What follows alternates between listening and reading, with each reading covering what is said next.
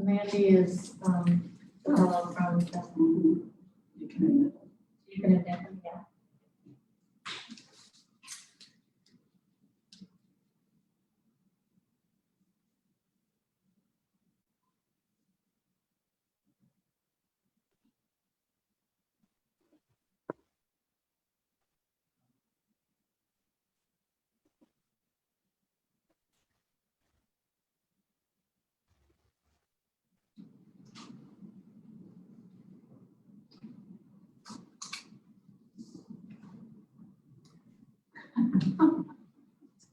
He's admitted to what? It went away.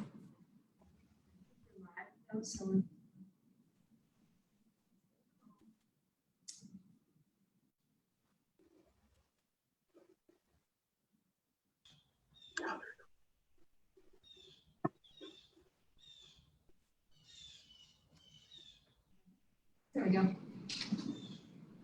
Hey, everybody. Hey, man. Hello. Hi, Ryan. Hello. I'm Nancy. You can't tell any of us because we all look the same with the mask on.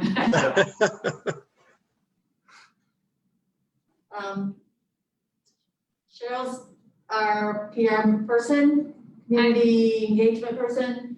Debbie is our fiscal officer. She's waving now. Okay. Colin is from Staff Association. And Kim is the deputy director. All right. And Max is a board member. He's on the real estate committee, an all around good guy. Oh, good to hear. Thanks.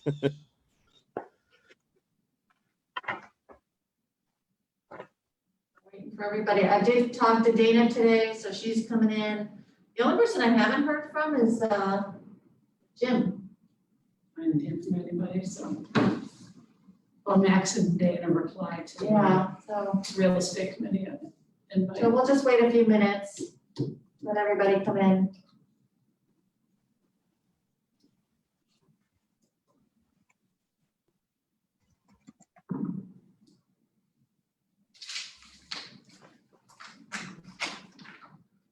Hold out there. For more normal people, it's getting cooler.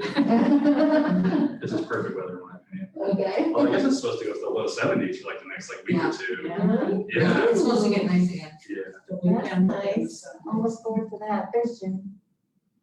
I know. For how crazy the weather's been like across the country, we've had like the mildest like summer and fall. It's really nice. Awesome. I'm not ready for that four-letter word yet. They don't mean rain. Hi, Jim. There's the green lantern. Hey. Hi, Jim.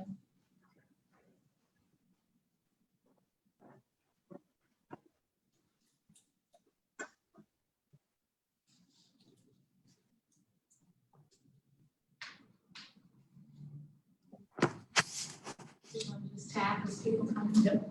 All right. Thank you, Jim. It's like getting Big game.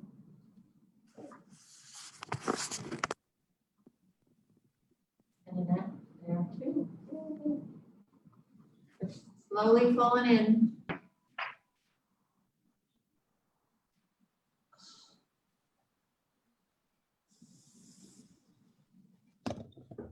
Good afternoon. Hi there.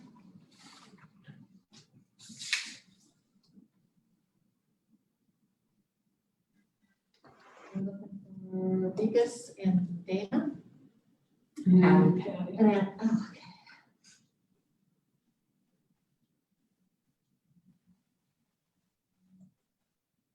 You know who that is waiting in the waiting room? That might be Tony. Ready to go. That's weird. Click that little arrow pointing to the right next to waiting room 1. Yeah, it should show you. It'll show. Yeah, there you go.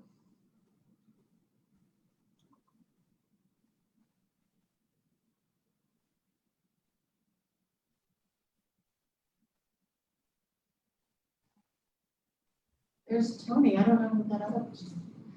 Ryan? Ryan? Is someone from your Yes. is someone from your group joining us other than Tony? Yeah, Brett Oh, mine- Moses. Mine doesn't say my name. It has some nonsense. Yeah. I Okay, apologize for that. My name's Brett Moses, not whatever that spells out. thank you. Yeah, I was Evelyn Landy, because that's what my daughter put in for us. Okay. That I could make the connection, but the hot me I didn't get. No, it's Yeah, my no, long Brett, explanation. Pay no mind to the. To the man behind the curtain. yeah, Brett is our architect. Okay, So, we have a in-house architectural firm, and Brett leads that. okay. So for the board, Tony, Ryan, and Brett are all representing our guests tonight, who will be giving us a presentation in a few minutes. Hello, everyone. Hi, Hi, Dana. Dana.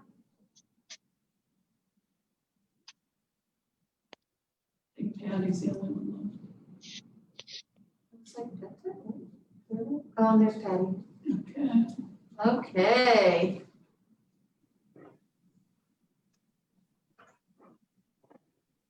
Nice to see everybody. You as well. Welcome. Thanks. Before we go into the presentation for the Planning and External Relations Committee, we have the minutes from the September 8th meeting. Any corrections or comments on the minutes? All right, then we'll go into our presentation from Welcome House. Nancy, you want to? So joining us are Brett Moses, Tony Thomas, and Ryan Landy. Tony is from the Welcome House. Ryan is from Testa, and Brett is the architect from Testa. And they're going to introduce us to an idea for a project that we might consider doing with our Noble branch. And I don't know, do you guys have an order that you wish to go in? Yeah, I think, Ryan, if you don't mind, and Brett, I'll start first. That's I think fine. it makes sense to start first with sort of a higher level sort of discussion, and then we'll Ryan and Brett can sort of fill in on the back end of this. But I did want to say that, conceptually, this is an idea. There's no there's no set plan. There's no, sort of set idea. Before they put up my, and I'll ask Nancy to put up my slideshow, which is really short. My slideshow is sort of intended to show you the people that we support. So Welcome House is an agency that serves people with developmental disabilities across the county. We're the second largest provider in the county. We have about 48 homes across the county. But in particular, there are a couple of projects that we're doing right now that are of particular interest, I think, to you as a library board. And we'll focus a little bit in on that. But so my intent is not to sell you on an idea, but to give you a little background on who we are, what we do, and how we do it. And we actually have several homes in Cleveland Heights itself, including a few that are right around the street from Noble Road. That being said, if you wouldn't mind, Nancy, maybe putting up can you share your screen or? Yeah, I think Debbie's gonna do that. Debbie, you're golden. I haven't even met you yet, and you're a golden person. I can tell. This is my first time doing this, so what do I want to click on, ladies? All you have to do is click on the green arrow. Yeah, I did. Okay. Yeah, and then pull up the Welcome House. So that's Testa. You should have the other presentation that I emailed you. Do you have your email up? No, because it wouldn't let me go in. Can I go and downsize this and get There it is. this one, the PDF? This one. Okay. There it is right there. Yeah, that's it. So I have been executive director of Welcome House since 1999. And I've worked for state and county government prior to that. For about 12 years prior to coming to Welcome House, I was director of the residential program at Jewish Family Service Association, based in Cleveland Heights at that time. So that just gives you a little bit of background on me, but quickly, as soon as it's coming up, it's thinking about it. Yeah, it's taking its time. There you go. Here we go. Okay. So in that first slide, that's just our agencies, like a lot of other agencies here in this county. That's a picture of the founders of this organization. On the left is William Stoidle, his wife Gertrude, right next to him. In the center there is, if you go back up to in the center is Bill Stoidle, that young guy with Down syndrome in the middle there, hugging his family and his aunt, his parents. Is really the reason why Welcome House started in 1972. This family wanted to start a group home for their son and 6 or 7 of his friends. So that's how we got going, was this group of people right here. Next slide, if you can. Just a little background on us. We were incorporated in 1972, originally as the West Haven Foundation. We opened the very first group home for men in the county. And up until that point, there was a group home for women that was open in like 1979 on the east side. We opened the first group home for men. And up until that point, those are the only 2 group homes in the county at that point. Other than that, there were 3 institutions that were providing care primarily for people with developmental disabilities. One of the institutions here in the county at that time in 1981 had over 2,000 people living in it. We serve 220 people right now with developmental disabilities. IDD is how we typically refer to it, intellectual and developmental disabilities. We employ over 400 staff, most of whom are direct support professionals that work directly in the group homes with the people that we support. We've got a main office in Westlake. We have 48 homes throughout the county. We serve persons from ages 18 to 82. One of our oldest residents just passed away last month, and she was at the age of 82. We have another person that is 82. We have been, like you guys have been, challenged by COVID. We're still going strong. We're doing well. We've only had one house where 4 of the guys in that particular house got COVID from one of the caregivers. The caregiver was a young person, age 22, who didn't even know she had it. And unfortunately brought it into the house, and the 4 guys contracted it. 2 of the guys ended up in the hospital, 1 in ICU, but everybody is back home and safe and doing well, thank God. Next slide. Just a little bit of, sort of client activities. This is pre-pandemic, right? This is all last year. So if it wasn't a pandemic year, we'd be doing a lot of these functions and events, but spring dinner dance, we go to like 20 Indians baseball games throughout the season, obviously not this year. I highlighted that one section in the middle. We have a big snowflake ball that draws about 80 of our East Side clients, and we have it right at the church. It's right across the street from Severance Town Center. I think it's called Disciples Christian Church, and they're a great supporter of ours. They let us have this big, huge holiday celebration, and we're hoping that maybe we can have it this year. Chances are we may not. Our family picnic, usually we hold it in September, usually has about 500 people, clients and families and friends attend. So, but again, a lot of great functions that we do at our agency. We hope to get back to it one day. So next slide.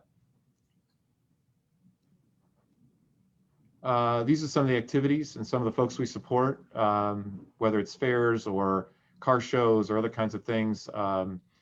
Again, before the pandemic, we would be out doing a lot of these things, but I have to tell you all, since March 13th, every single one of our clients has been essentially in their home with no visitors, only staff able to come in and out. And that's been the biggest challenge for our clients, is that they can't go to work, they cannot get out, they can't visit family. We're just about ready to sort of let family sort of visit, but according to the governor's orders, we have to let family visit for about 30 minutes. They've got to wear face masks.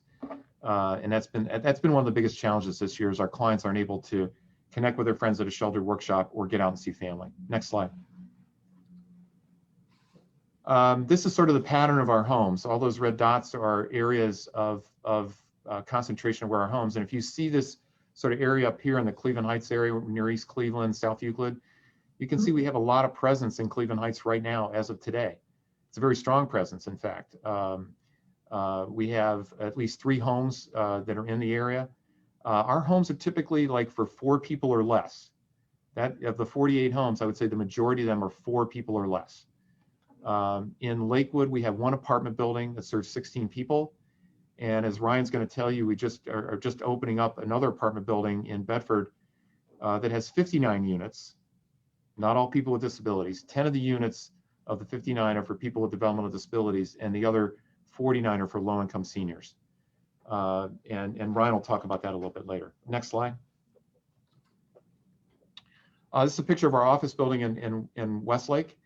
And that picture is a picture of me a couple of years ago at a dedication that we did for one of our life members. This lady that's on my left, on the right of your screen, but on my left, is one of the founding members of our organization. And she helped founded West Haven Foundation, which became Welcome House in 1972. And unfortunately, her daughter passed away before she could become a resident of one of our group homes. Our building's nondescript, but we just purchased the building last year to give us sort of a permanent home, which will be based in Westlake. And it's right off of, if you're familiar with the West Side, right off the exit of Clegg Road and Route 90, right off there, okay? Next slide. These are some of our staff. Our staff are an incredibly dedicated group of people, and they have been weathering this pandemic storm incredibly well. This is a direct sport professional celebration that was in Columbus last year. It draws over about 500 DSPs from around the state, and a lot of our staff attend. And the staff on the right there, on the screen on the right, some of them are actually in a credentialing program in which we sponsor a credentialing program to give them sort of advanced skill training in the practice of direct support. So next slide.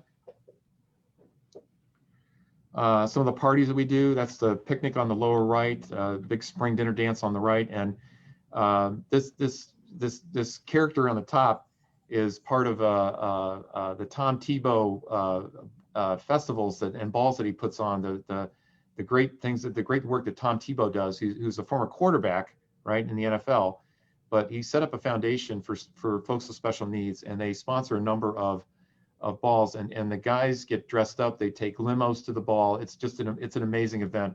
Happens in February every year. Again, hope we can do it next year, but it was a great event. So next slide.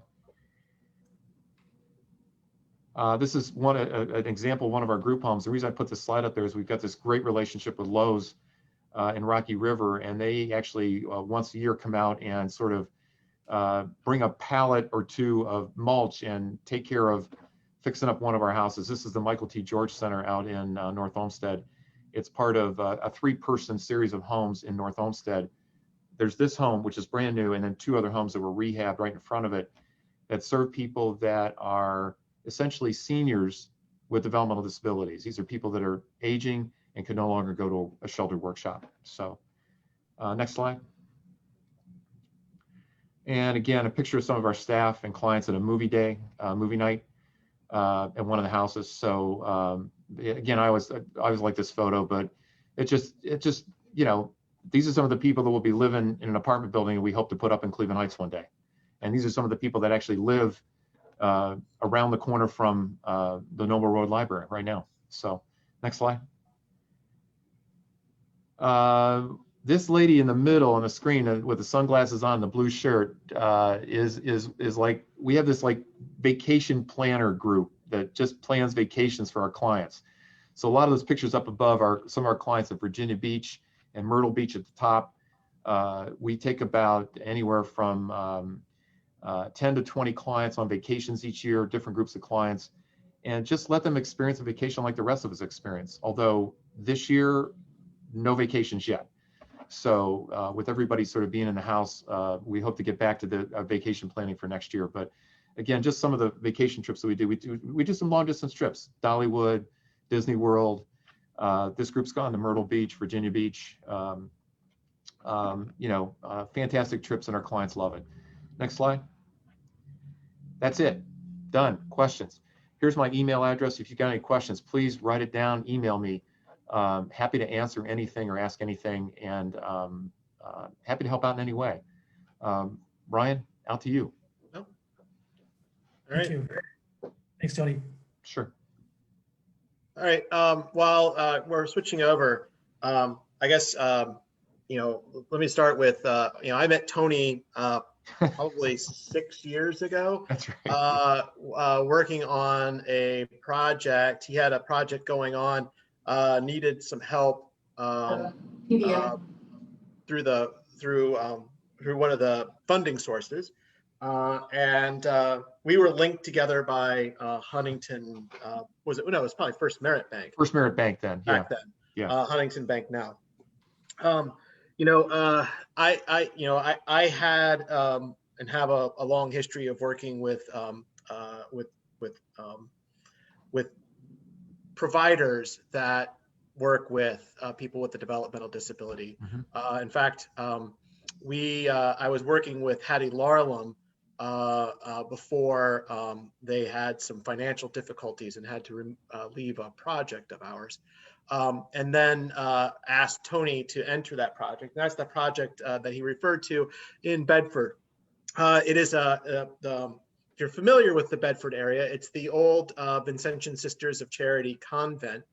And we have rehabbed that in one of the old school buildings that was on the site into 59 units of senior housing and housing for people with developmental disabilities.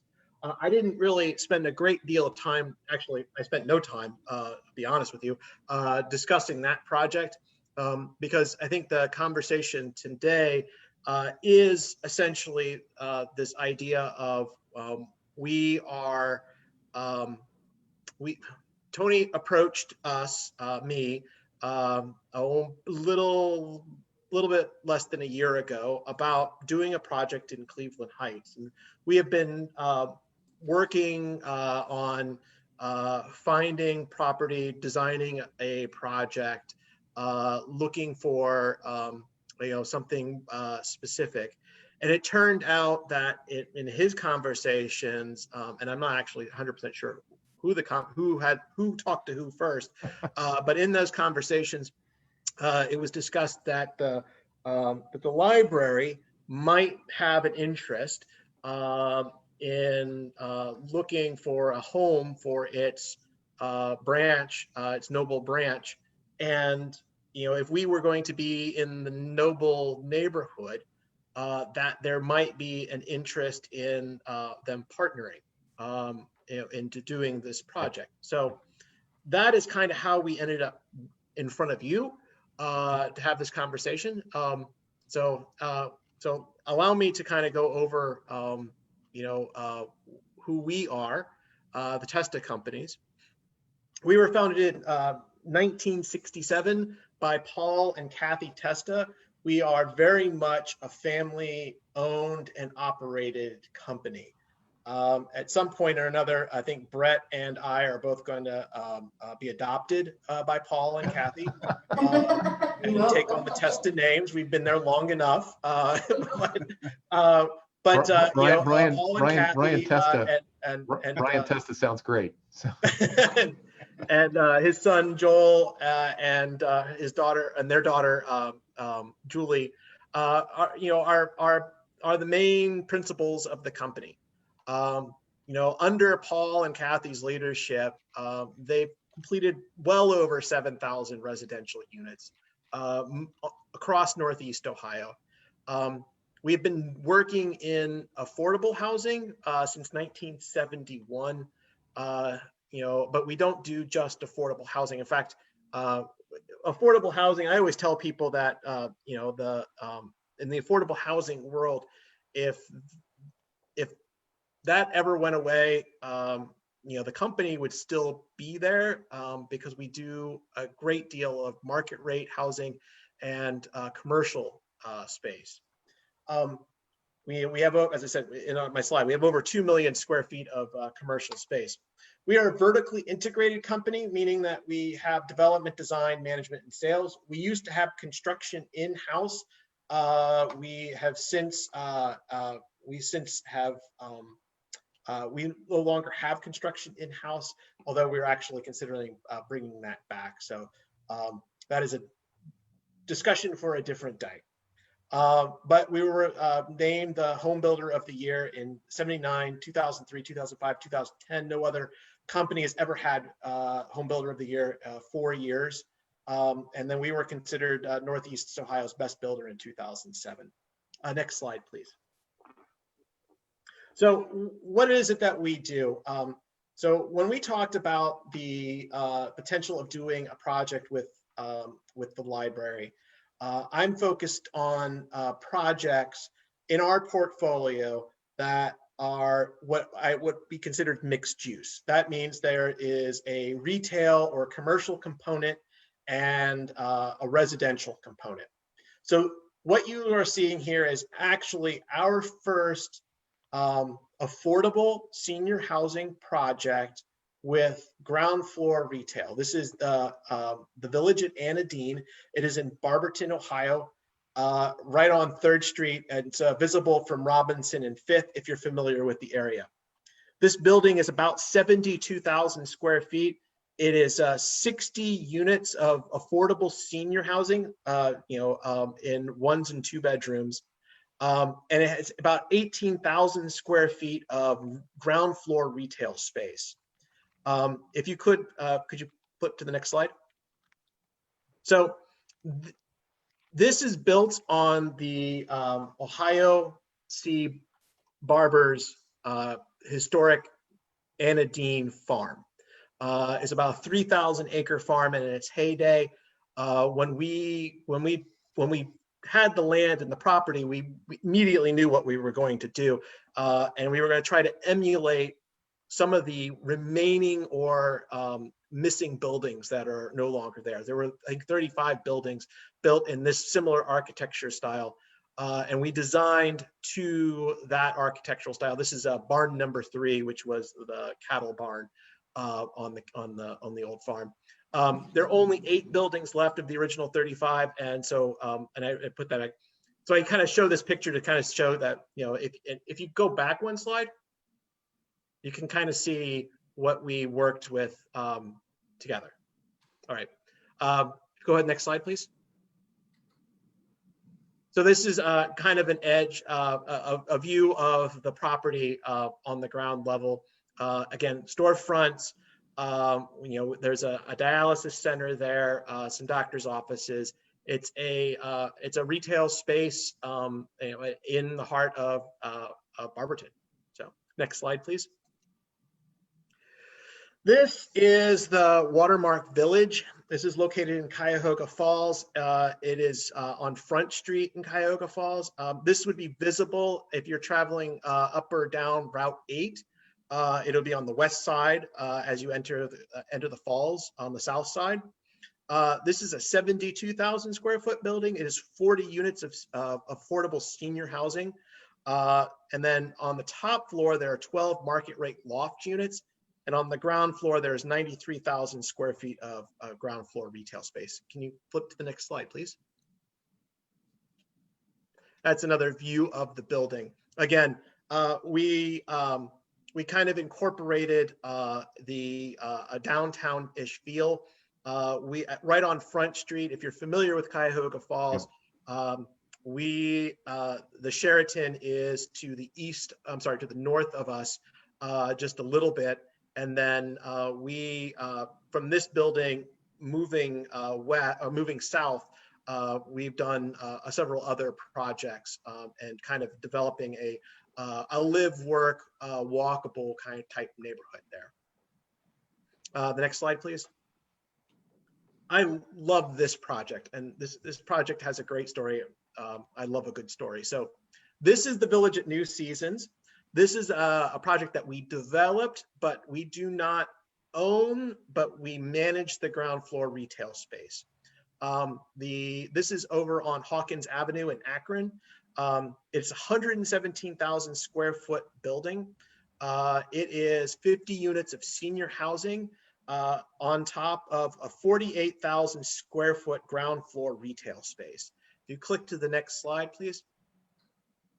So this is what the property looked like when we came to it. It's an old, vacant retail space. that's was no longer of any use. The church that across the street from where this property is actually right over the border of where the picture was taken, the church had purchased the property only to try to preserve the neighborhood a little bit. They approached us, asked us what we could do, and we looked at this giant this giant retail plaza and said, well, why don't we build housing on top of it? And is what we did. The next slide, please. And so what we did is essentially created, a senior housing property that sits on top of that old retail space, gave the retail space a brand new face. And it is almost 100% occupied. It's actually a fairly well occupied property. Our biggest tenant there is the Summa Health Equity Center. It is a primary care practice that's put out by Summa Healthcare, who we do a lot of work with. We do a lot of work with Summa, Cleveland Clinic, and Children's Hospital of Akron. All right, next slide, please. This is Northside Lofts. This is in downtown Akron off of Furnace Street. It's a 128,000 square foot building. It is 29 loft units, market rate, loft style apartments, and 23,000 square feet of retail space. Next slide, please. Another view of it. After Northside was built, we added the courtyard. This is the first vertical courtyard in the country. They typically are 2 or 3 story buildings, but we went 6 stories with this, or 7 stories with this one. Excuse me one second.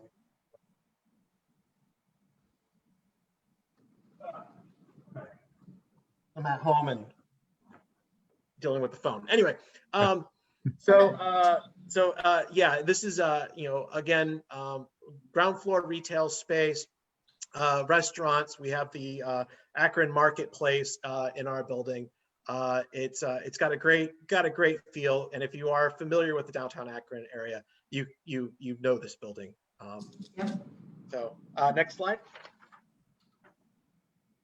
This is our most recent mixed use development.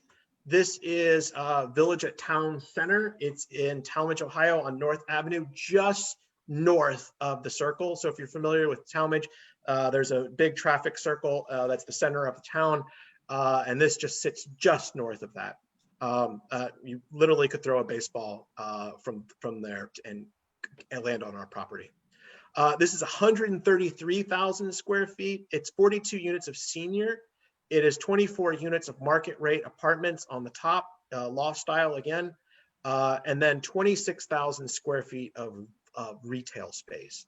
I think, as part of these slides go, we're kind of into this idea of placemaking, creating, kind of a live work type environment in which, people can,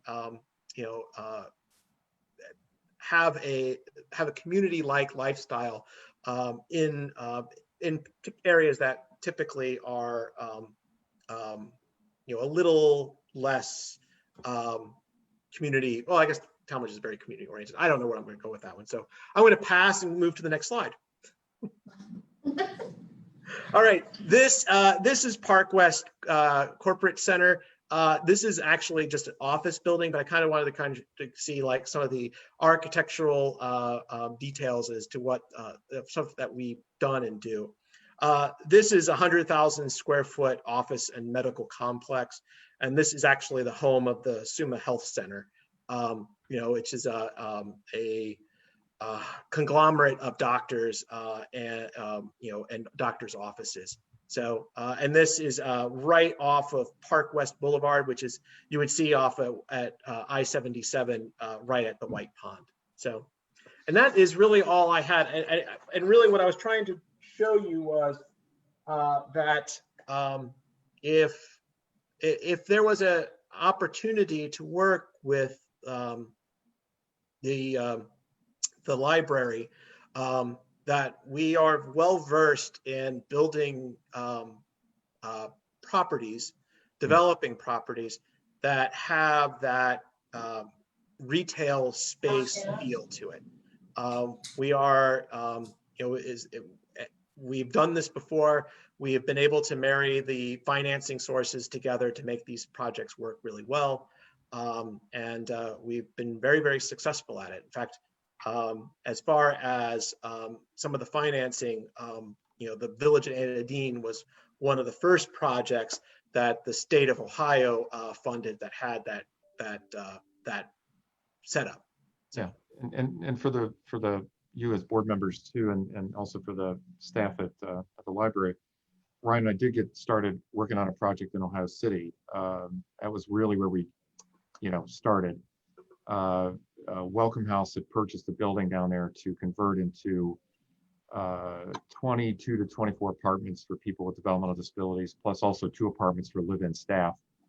We had designed that, bought it, and we're hoping to make it into essentially a tax credit project and to work on it. And I brought Ryan in to help with negotiating that. And Brian and I have stayed together ever since.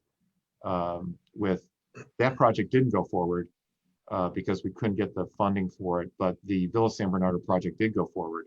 Yes. And then Ryan brought us in to be partners with them. And again, what Ryan likes to do is sort of look for a nonprofit social service partner on a project like this, and that's where we come in. So even though if we were to do a project with the library, and again, that's still under consideration, we had looked at properties all throughout Cleveland Heights to look at the availability of different properties and projects. Myself being a resident of Cleveland Heights, I don't want to do a project in Cleveland Heights. Why not? I live here. So, but in looking at it, it was only sort of recently that the opportunity and understanding what your needs are for a library that potentially would need massive renovation and potentially, all kinds of work. City of Cleveland Heights sort of brought, us together with the library to say, could this be a possibility of working together? Yeah, we just. May I interrupt you 1 second? Please, go ahead. Yeah. I'm just imagining people who are watching this on Facebook having a total heart attack. Yeah. Because we have not discussed very much what the needs at Noble are. And if you'll just give me 1 moment to restore their peace of mind, I'd like to do that. Okay. We love our Noble Library. It is a beautiful building. We have renovated it in 2010 to add a children's room, a teen room. We have used every single corner of space in that building, and we still don't have a meeting room space, which is desperately needed for all the wonderful community activity that's going on in Noble, and to help us support all of the programs that we want to do with the community, with the refugees, with the adults, with the children.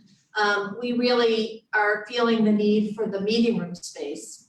So that building is around 11,000 square feet, and we would like to almost double that size somehow, and not leave, I'm going to say this again, we are not leaving the Noble neighborhood. So for those who are watching, that's as far as we have gotten. That's right. We were just beginning to talk about it when COVID hit, and then we stopped everything. And I mean, just talking. So we've been looking around. We've talked to the church next door. We've looked at other options, but we haven't found one that we've landed on. So again, the city knew that Welcome House was looking for a place and put us together just so we could talk. And this is really the first time that the Board of Trustees is meeting, Tony and Ryan and Brett, and the first conversation we're having. And if we decide to do anything, there will be many, many, many more conversations with the people in the neighborhood. And if you want proof of that, you just need to look at the University Heights branch and how we talk to everyone there. We mean what we say. So I hope that dispels any worries that anyone's having. If this is the first they're hearing about this, it's really the first we're talking about it because this is as far as we've gotten. So Right, I yeah. will stop now and let you go on. Sorry, Tony. Yeah, no, that's, I I'm have glad- I have a question before he goes on, please. Sure, Dean. I have a question. Ryan and Tony, Yes.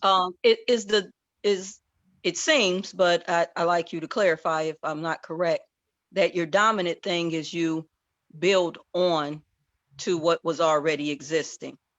So is the goal to keep part of the Noble, if we did this project, to keep part of the building and build on top of it, such as you did with the plaza? Yeah, Dana, that, there's a couple of ways to do that. One is, we weren't necessarily thinking about building on top of something existing, but to look at, we were looking in Cleveland Heights for pieces of property where we could build new.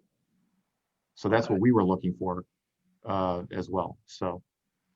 Yeah, I think Tony's correct. I'm familiar with the Noble Library, and it's you're kind of tight in your footprint already, and I don't know if you have any additional land sitting around that, but so we're looking at really 2 acres approximately of land so that we can build essentially a brand new building.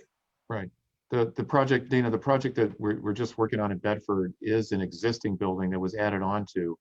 So it's architectural rehabilitation. It was a convent that was originally built in 1910 and then added on to in 1935 and then added on to in 2020. So there's and when you do that, that creates some challenges in terms of how you match the new building with an architecturally existing building, but it can be done, Yeah, I was curious because quite a few of the slides he showed, I think more than 2. I think the one in Barberton where he built on top of it. Only the one. Only the one Okay. in Akron on Hawkins, that Village at New Seasons, as the only one that we built upon an existing retail plaza. Yeah. And if you remember the retail plaza, it was over 40,000 square feet already. So Yeah, I was just curious because it yeah. seemed like I know. yeah, with if there's a vacant retail plaza in Cleveland Heights, oh, there is. there is. Oh, there, yeah. It's called Okay. severance. Okay, I just was curious as you guys can move on. Yeah, vacant retail space in Cleveland Heights is a sore subject, Ryan. So let's Yeah. leave it. So to Nancy's point a few minutes ago, this is the very first time we've heard this. We have a real estate committee of the board that will be talking to you about in more detail if it moves forward. Yeah. So if we can try and move it along, that would be great because we have an agenda to get through aside from your presentation tonight. I do have one question that I'd like to sort of clarify. Do you have any kind of timeline at all? Are you looking to do this yesterday, or are you looking to do it in the next 5 years, the next 2 years? One of the reasons why we started now to look at it is because, and Ryan can clarify this if you'd like, but one of the reasons why you want to start sort of looking at it now is because a project to get funding like this does take anywhere from 18 months to 2 years, to get all your funding pieces lined up so you can actually proceed and put a shovel on the ground. So really what we're looking at is something that's potentially 3 years, between 2 and 3 years down the road. Okay. Brian, you want to clarify that in terms of? So one of our biggest funding sources for our affordable senior projects comes from the state, through the Ohio Housing Finance Agency. Right. And they have a competitive program in which they put out basically an application which we applied to in February. We typically push forward around this time as we start putting projects together, figuring out which projects are going to go in through that application process. Does that mean that we are tied to that timing frame this year? No, not at all.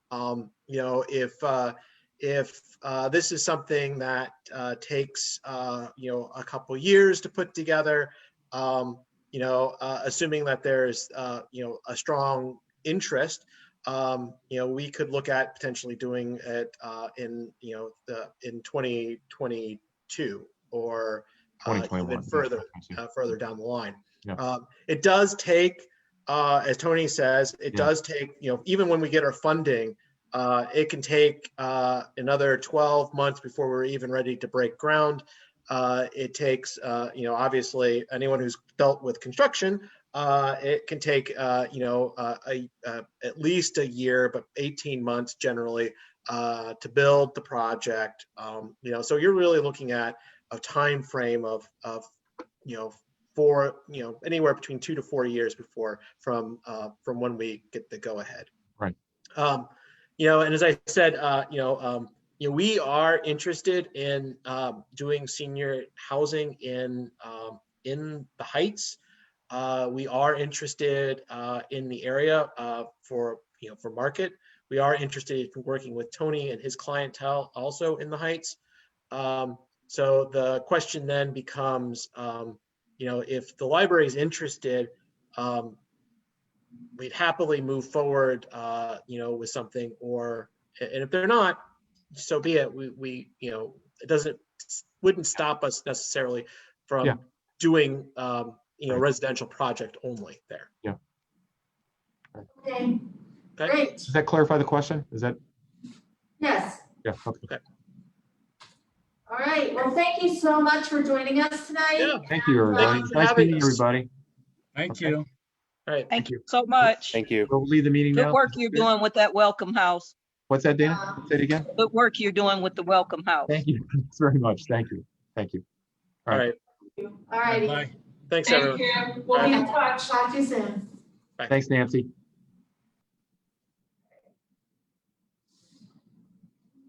All right. The next item of business we have is a discussion on master planning that Nancy's going to go over a couple of topics. Isn't that great how those two just segue right into each other? Well, so as I said, in February, we were starting to think about master planning for a couple of large projects at all of our branches except there are a few that we still need to actually really get to work on. The most pressing to me is the HVAC and electrical at the Coventry building, which is only made more clear by the COVID pandemic and the fact that they have the oldest, most ununified HVAC system of all of our buildings. And I guess I'm going to ask your permission to at least start investigating what it would take to get that done. It's definitely going to be a project that would be costing more than $50,000, which is our limit for bidding.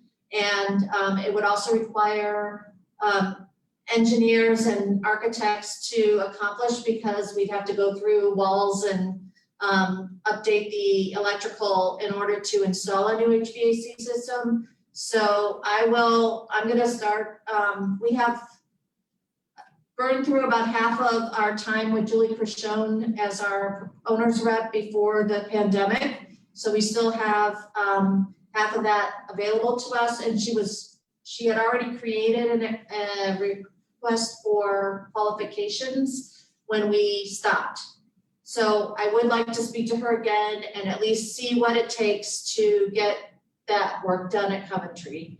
And I will bring to you a proposal in probably the next meeting to see about moving that forward. The other two projects, one is just to create a master plan for the replacement of the Coventry Peace Playground. We would like to start fundraising for that in the near future. And it's very hard to fundraise when you don't have a plan. So with Julie again, I think we would like to look at designing a process through which we would do some community engagement and come up with a plan that we like, and then we can see about what we have to do to raise money to get it done. And then the final proposal that I'd like to start thinking about, of course, is the Noble branch. We are definitely needing to add meeting rooms as a minimum. And we are exploring some options that we could possibly do if we don't move the branch. And then with this opportunity, maybe we should also explore some options if we did move the branch. And again, we're not going to go far, and we are very cognizant of the school and the fact that we want children to be able to walk to the library without crossing Mayfield Road. So Severance is not in play, just so people know. I'll say that again. Severance is not in play. We are not crossing Mayfield Road. So we just need to do some exploration. We can listen to these gentlemen. We can also do our own due diligence and recognizance. I have asked the city what land is available. There's also other ways to go about it.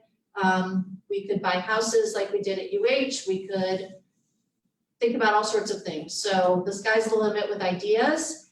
And because we've opened the subject, I'm sure my email box will be full tomorrow.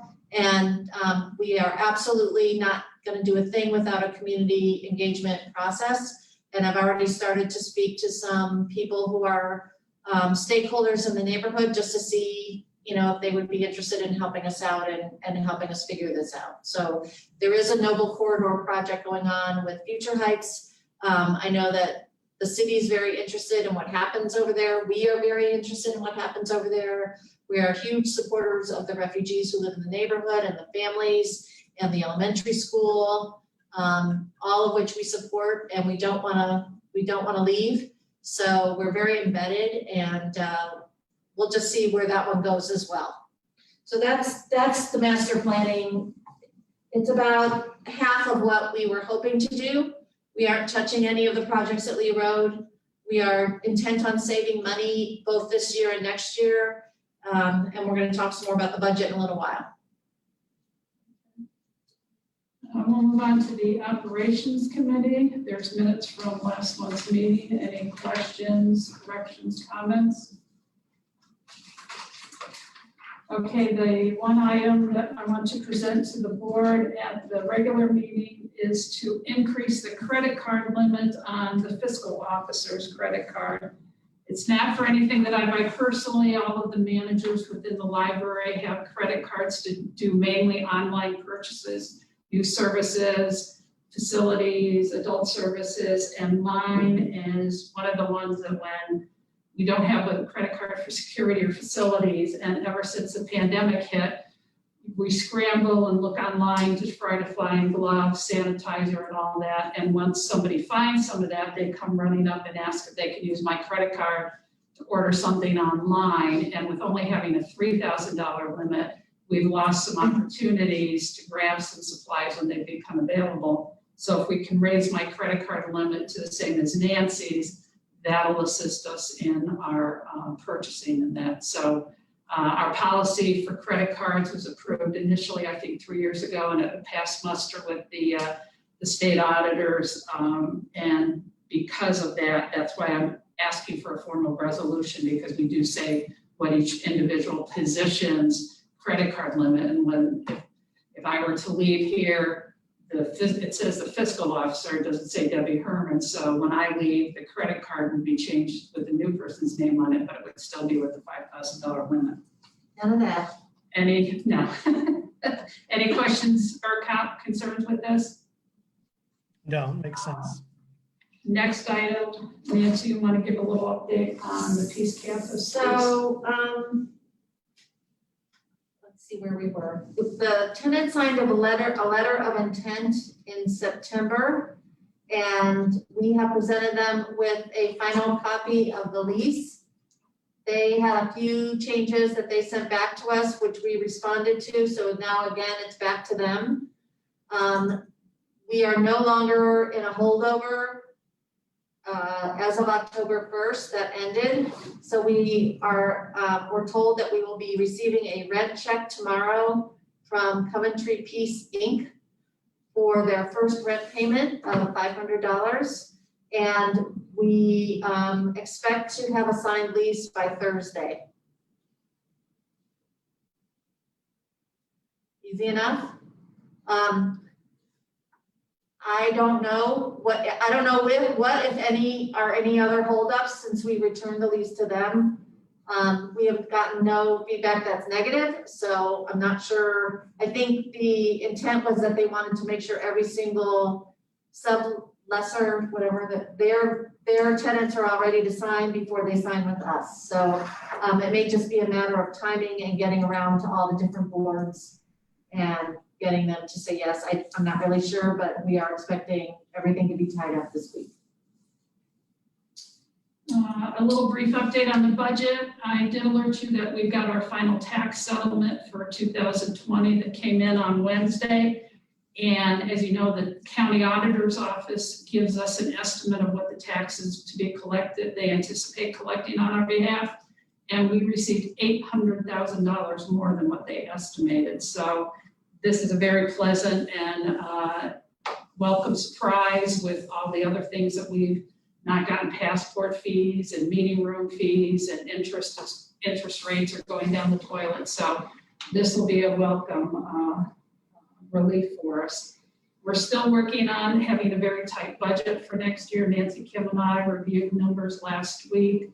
I'm kind of collating everything together, and then I'm also looking at doing a 5-year forecast going out based on that. Typically, we don't present you the next budget until December, but I think what I'll do is get some of the forecast information to give you for November, because we still are anticipating that state revenue will be down next year, that all these people out of work aren't paying income taxes, that the public library fund money could be more of what our decreases, but thankfully, if you look at the ratio between the public library fund and taxes, probably 80% of the money comes from our property taxes rather than the public library fund. So we still anticipate it being a tight year because we're having to buy so many different supplies that we never bought before March and that. So we'll be keeping you updated on that, but that was some pleasant and welcome news.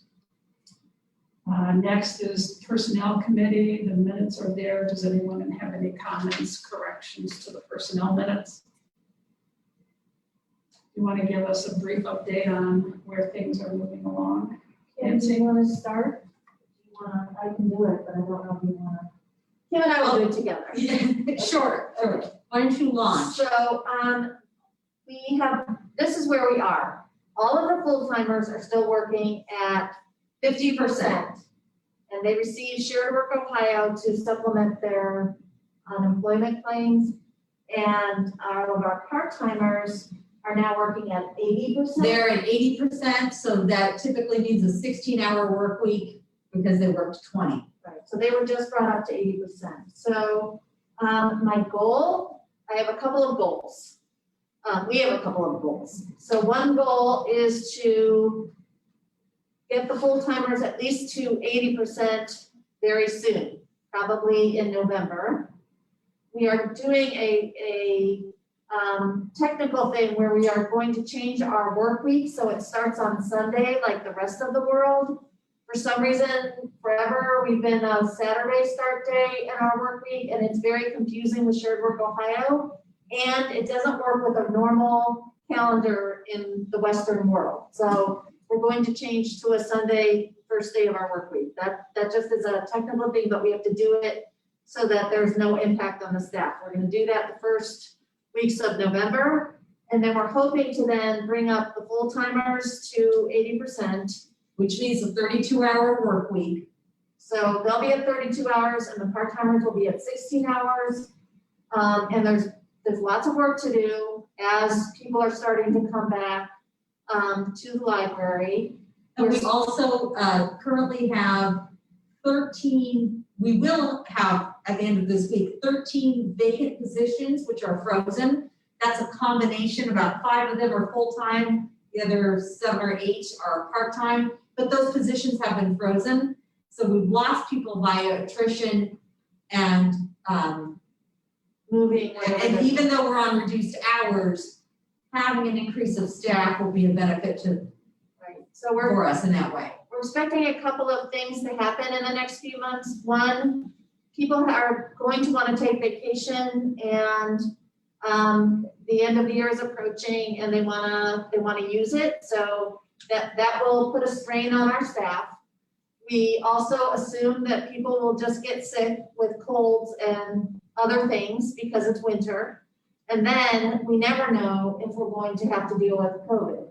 So I don't think that bringing people back to 32 hours will be an excess at all. Right. I think we're gonna need every minute of everybody's time with ETO and sickness and winter. So hopefully that will get us through the end of the year. And we are starting to see increases in our foot traffic since we opened up browsing at all of our branches, as well as computer service. That's been rolling for a few weeks now. Yep. We're seeing more and more people come in to get materials that they need and want. So that's going to result in an increase also just in materials handling and staff who are needed to work with customers. So, so then, I mean, if we didn't live in a COVID world, I think the budget would allow us to restore our hours in January. It's a new fiscal year. We saved a lot of money this year, almost $2 million, and we're gonna hopefully save another $2 million with a reduced budget next year. So we are putting away money to offset any delinquencies in tax revenues or a depression or any other economic downturn that might be coming, as we have been warned by everyone. But I am worried that if we don't bring staff back, number one, we might lose some really great people that we've already have a huge investment in, and they're wonderful and people love them. So we want to keep them here. And we also have started to figure out how to do programming things from a distance, outside, in very clever ways, and we want to serve. That's what we do. So if I didn't worry about the virus having a spike, I would just say we are absolutely going to restore hours January 3rd. But I think I'll say we want to restore hours January 3rd, and we'll see what happens with COVID, if that's okay with you. We're gonna plan on it. We're gonna figure out all the things we need to do to get everybody back so they can be socially distancing in the workrooms, not too many people eating lunch at the same time, cleaning, wiping, everything we have to do. But just in case, I don't want to make a promise that I can't keep, so we'll keep an eye on COVID and hope that we will be back January 3rd. Does that make sense to you? I would love to do it tomorrow, but I just don't think now is the time to do that. So we'll get them up to 80% now and hopefully 100% before the end of the year, and then get those hours restored. Sounds good. So that's staffing. Okay, and that's all we have on the agenda. Anything else from any of the board members? So we will set up a real estate committee meeting so we can hear more from Welcome House and Testa. And we will talk to Julie Cushon, our owner's rep, and find out what we need to do to get any of these things going. And we will keep you all in the loop, and we'll see you in 2 weeks. Great. Thank you. Before we leave, I just want to say we finished the mural last weekend. So if you haven't had the opportunity to see it, it's beautiful. So go check it out. It is Kate, so is it posted beautiful. anywhere? Yay. It's on Facebook. We're working on a press release right now. Okay, cool. Excellent. It's on the library's Facebook page. You have there's a video and some stills, but Cheryl has written a story, and we're just waiting to get some quotes from some of the individuals who helped us. And it is so gorgeous, and the feedback that I'm getting just on social media is amazing. I think it really cheered a lot of people up, and it's so powerful. And Gabe, thank you for organizing all of this. I don't know where my head is at, but it was so fun. And she even put up with my husband for a couple of hours, so she gets a prize. He was a lot of help. Engineers, what do you want? So. I've been there twice, and both times I've gone, there's been lots of people taking pictures. So I think just adding on that it's been really well received. That's great. The other thing I'd like you to please start thinking about is recruiting a new board member. We're gonna set out an invitation for people to apply in about a week or two. And we've got to get those applications into the school board.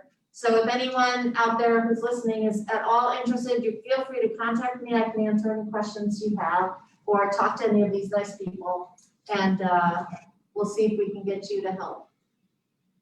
Okay? Thank you. Thank you. And thank you to the Friends, wherever they are, for funding that mural. That was just. Yes, thank you. Okay. Good night, everyone. Night. Good night. Stay safe. Thank you. Night, everyone.